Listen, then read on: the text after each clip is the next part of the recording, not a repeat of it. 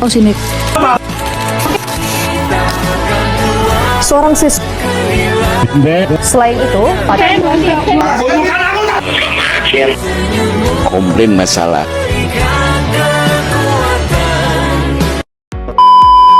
Halo teman-teman, kalian udah pada tahu belum pengertian dari manajemen, komplain, dan komplain manajemen? I love the Smith.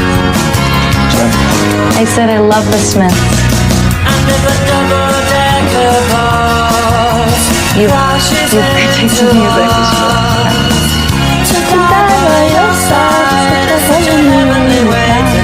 Menurut Munir pada tahun 2006 dalam jurnal Irfan AM 2024 mengatakan bahwa manajemen merupakan strategi pemimpin dalam mengimplementasikan kemampuannya pada suatu organisasi. Pengertian komplain menurut Imam tahun 2010 dalam jurnal Irfan AM tahun 2024, komplain merupakan ketidakpuasan pelanggan atau masyarakat terhadap pelayanan yang diterima karena tidak sesuai dengan harapan. Dapat disimpulkan bahwasanya komplain manajemen merupakan sebuah sarana yang dapat digunakan untuk membangun komunikasi dengan pelanggan dan memperoleh umpan balik tentang tingkat kepuasan pelanggan terhadap pelayanan. Komplain yang diajukan oleh pelanggan ini kemudian akan ditindaklanjuti dengan perbaikan atau klarifikasi dari pihak si pemberi pelayanan. Dengan sasarannya adalah mengurangi kekecewaan pelanggan dan meningkatkan kepuasan pelanggan. Komponen utama dalam manajemen komplain yang pertama adalah peningkatan kualitas, yaitu proses sistematis dalam pelayanan yang secara kontinuitas dievaluasi dan ditingkatkan. kedua keterbukaan menerima pengaduan, Yang kedua, keterbukaan menerima pengaduan seperti pernyataan bersalah, penjelasan secara faktual atas apa yang telah terjadi, konsekuensi potensial, dan langkah yang diambil dalam mengatur peristiwa dan mencegah kesalahan yang berulang. ketiga komitmen. Yang ketiga, komitmen, yaitu seluruh anggota organisasi memiliki komitmen yang tinggi untuk mengintegritaskan manajemen pengaduan dan keinginan untuk menyediakan kebutuhan yang diperlakukan dalam proses pelayanan secara efektif. Yang keempat, ada aksesibilitas. Yang keempat yaitu aksesibilitas. Organisasi mendorong masyarakat dan pegawai untuk saling memberikan timbal balik dalam hal pelayanan dan membuat pelayanan semakin mudah untuk satu sama lain. Yang kelima, yaitu kemampuan bereaksi. Yang kelima yaitu kemampuan bereaksi. Bentuk pelayanan dalam sebuah organisasi harus berorientasi kepada masyarakat sebagai pihak yang berhak menerima pelayanan.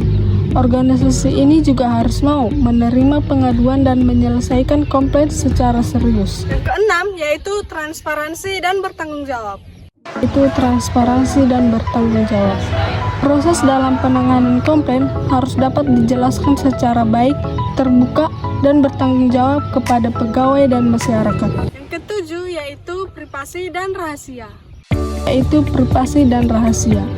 Pelayanan dalam penanganan komplain mengutamakan pada sifat yang pribadi dan rahasia dari masyarakat dan informasi yang diterima selama proses komplain berlangsung saat dalam pembuatan keputusan harus terbuka dan bertanggung jawab. Menurut Indriani dan Mardiana, pada tahun 2016 dalam jurnal Irfan AM 2024 mengungkapkan bahwasanya ada 6 aspek dari komplain manajemen. Aspek yang pertama yaitu meningkatkan kepuasan pelanggan dengan menciptakan lingkungan yang lebih berfokus pada masyarakat. Kedua, menerima, memahami kebutuhan dan harapan dari pihak pemberi pengajuan komplain.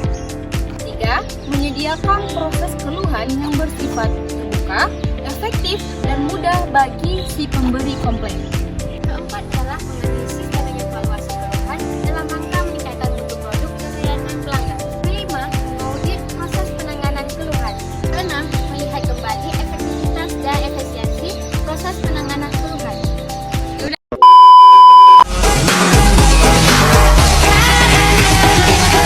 Jumping and people go yelling, I stay with it, yell like walking alone.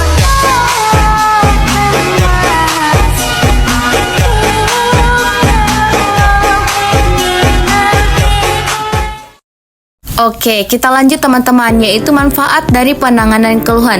Terbagi atas 5 teman-teman. Manfaat yang pertama yaitu penyedia layanan mendapatkan kesempatan lagi untuk memperbaiki hubungannya dengan pelanggan yang kecewa.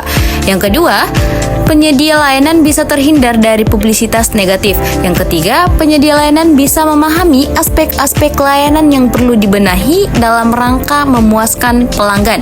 Yang keempat, penyedia layanan mampu mengidentifikasi dan menindaklanjuti sumber masalah operasional. Yang kelima, karyawan dapat termotivasi untuk memberikan layanan berkualitas lebih baik. Indonesia, negeri yang indah, kaya akan sumber daya alam, penuh harmoni, bersatu dalam keberagaman.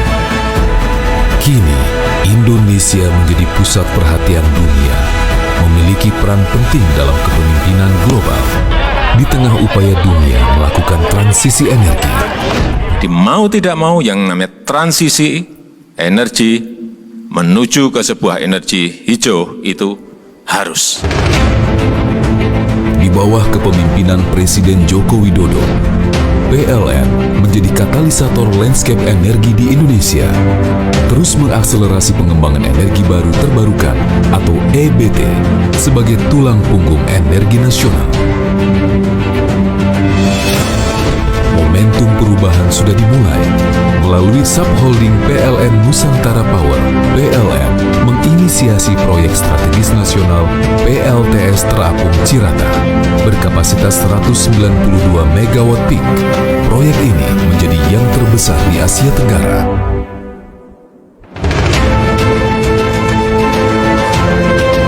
Terapung luas di atas permukaan waduk PLTA Cirata. Pembangkit ini tak hanya meningkatkan bauran energi di Indonesia hingga lebih dari 20 gigawatt di tahun 2027, namun juga mampu menekan emisi CO2 lebih dari 200.000 ton per tahun.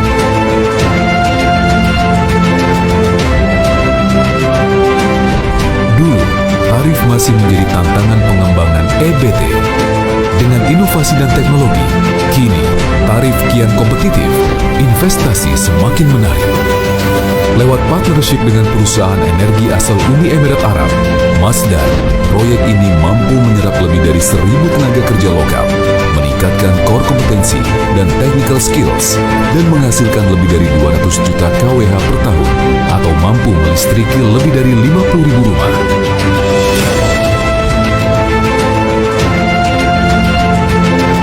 Ini hanya permulaan. Ke depan, lewat Accelerated Renewable Energy Development yang mampu menambah porsi energi baru terbarukan hingga 75% sampai dengan tahun 2040. Inilah PLTS Terapung Cirata, wujud nyata akselerasi transisi energi di Indonesia, bukan sekedar memberikan terang, namun juga menggerakkan ekonomi masyarakat dan meningkatkan kapasitas nasional.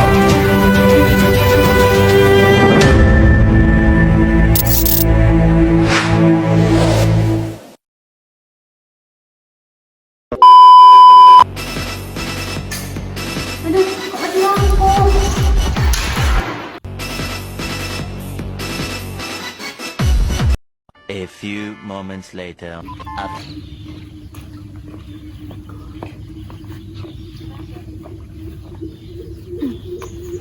Loh, Tika ngapain? Gak ada baterai.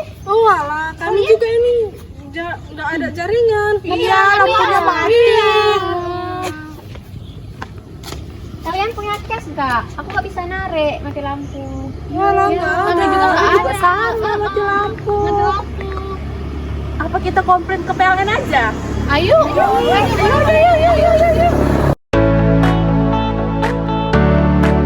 Listrik di rumahmu bermasalah atau ada keluhan lainnya? Yuk adukan ke fitur live chat via PLN Mobile. Admin akan merespon keluhan Anda. Gimana caranya? Yuk ikuti cara-cara ini. Pastikan handphonemu sudah terinstall PLN Mobile. Kemudian buka aplikasinya dan tekan fitur live chat. Masukkan data yang diminta, termasuk nomor ID pelanggan. Setelah itu, jelaskan keluhan kelistrikan yang kamu alami di rumah. Petugas PLN akan datang untuk memproses aduan kelistrikan dari Anda. Jadi, jika elektrigen mengalami keluhan kelistrikan di rumah, segera adukan ke fitur live chat via PLN Mobile. PLN Mobile, semua semakin mudah.